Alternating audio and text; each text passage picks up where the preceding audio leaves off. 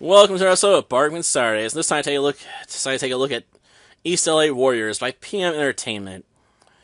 And yeah, if you're wondering about the last video, why there's no webcam footage of me, the audio got desynced from the webcam, and that just drives me crazy. It's sort of why I can't handle watching this one song from El Americano on YouTube, because he uses a bit of intermixed clips from the movie, but that means the portions of him that he does show, the lyrics aren't synced anymore to his lips at all, because, they're just playing them separately, and it just drives me nuts. I'm like, can you have not done it that way? Like, please? Like, it's so irritating when, you can see people's moving their lips, and the sound's off. Like, it doesn't match the movements at all. Just really gets on my nerves. It's one of those things why I have such a hard time watching English dubs over of Chinese movies and stuff. Besides the fact the voices sound really off, there's just the fact that the lip syncing, is only going to be so half the time. So, we just got to shove as much words as we can, in those lip flaps and hope they line up well enough. At any rate, we should probably get back to talking about East L.A. Warriors, which is a hot mess of a movie. The problem here is that East L.A. Warriors wants to be the Warriors, the Karate Kid, and Bloodsport all rolled into one, while also commentating on, social issues involving gang violence. And that is just too many things, for one film. It results in us having this really hot mess of a film that, just feels like it doesn't know where it wants to go with itself. And it leads to some really weirdly stitched together scenes. But I still say the weirdest scene in this film is watching, this one woman come in and yell at her boyfriend after, a friend of theirs was shot at his 13th year old birthday party. And she talks about how she wants to live in the real world and get out of this world full of gang violence, and he responds by slapping her in the face. She then apologizes, and we then skip to a scene of them, screwing while candles are surrounding them unlit, and she's writing him cowgirl style. I'm just like what? What the bleep is even going on at that point? Just like, why is this even in this movie? Did we need sexy time? Are they trying to also rip off, the Highlander? Because the Highlander also had sex scenes. We gotta rip that off. I'm like, but why? Like, is it a way to justify, having a higher rating on the film? Or something? Like, I don't get why it was needed. Like, it adds literally nothing to this film. So, yeah. At any rate, after all the gang violence, we get the opening scene with the drive-by. We get to watch, our main character, go to work, get jumped, and saved by, a mysterious old man who's in his 40s. So not as old as Mr. Miyagi, but obviously serving the same purpose, of helping him out by beating up his bullies. Or in this case, rival gang members.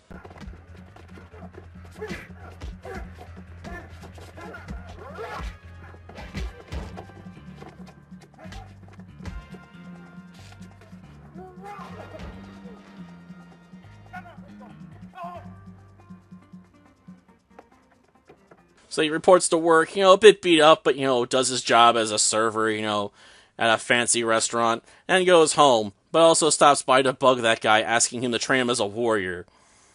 Which he refuses multiple times, but after he gets bugged by his friend, who used to help him fight as a gang member as well in their youth, and decide to come back from the war and become a cop, he's just like, fine, I'll help you take care of, the most powerful drug dealer in the city, who organizes these massive gladiator gang fights, for his own entertainment, as well as to make sure the gangs are kept in check, because he can make sure he gets rid of at least some of them by having them kill each other in the games.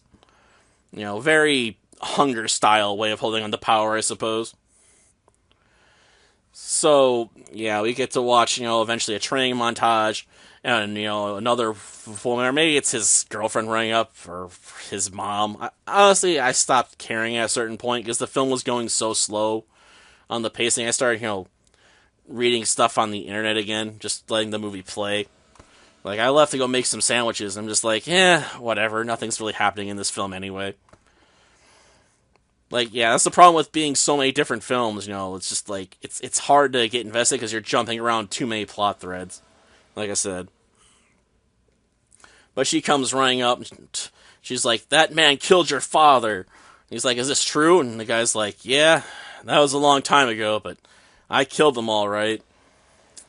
So he runs away, but eventually they patch things up and they enter the Gladiator games after, another member of the Los Lobos goes out and shoots some members of a rival gang in the back for the drive-by we saw at the start of the film. Because he's like, we gotta sell the score.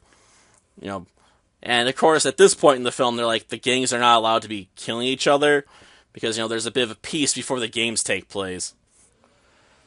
So, yeah.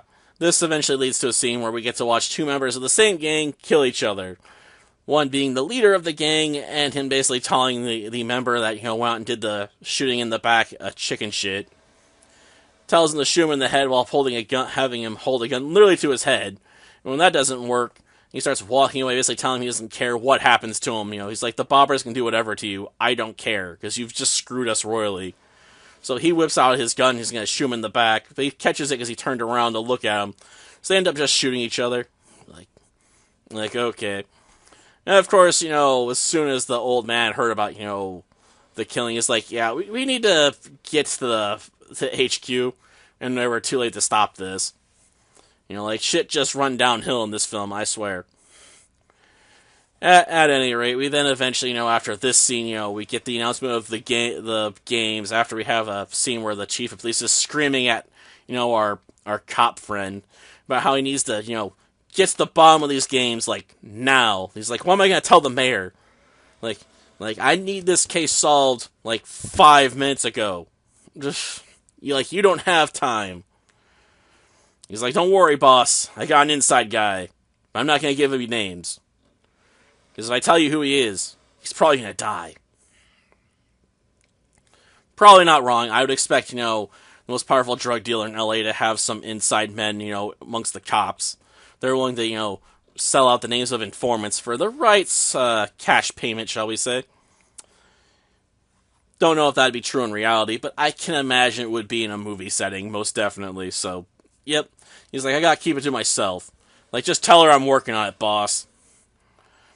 So the games start, and the Lobos convince everyone else to, switch from, fighting over who gets to a gun first to fighting to first blood. Which, the drug dealer's like, fine, you guys don't have to kill each other by fighting over a gun. You'll beat the crap out of each other with your bare hands. There'll be no rules on how these fights are to operate, so feel free to hit below the belt. And they're over, when your opponent can no longer leave the arena on their own power. So basically, whoever knocks the other one out first, I guess. So I guess now we've moved into, boxing/kickboxing a territory near the end of the film, where we get our blood sport angle. And after we watch, a couple fights, the drug dealer decides, step in the arena and challenge his old adversary to, fight one-on-one. And when he starts to lose that fight, he whips out a gun, which is when our cop friend comes back and shoots him in the head from a walkway in the warehouse.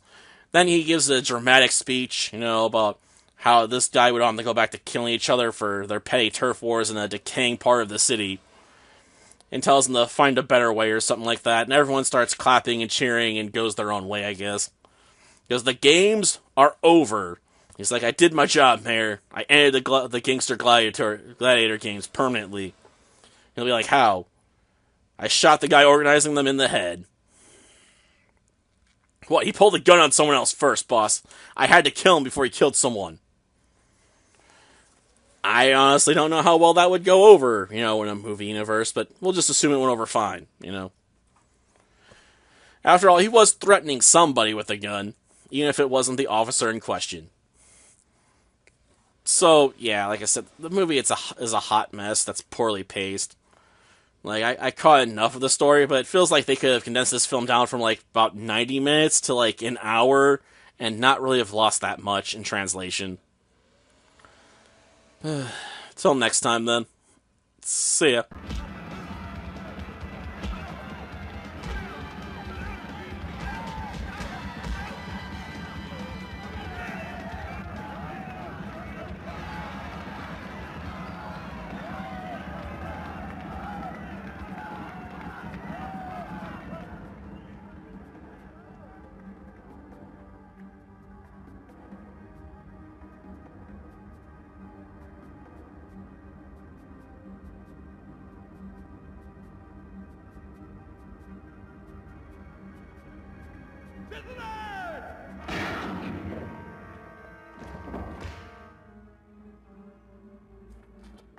He called it to the death.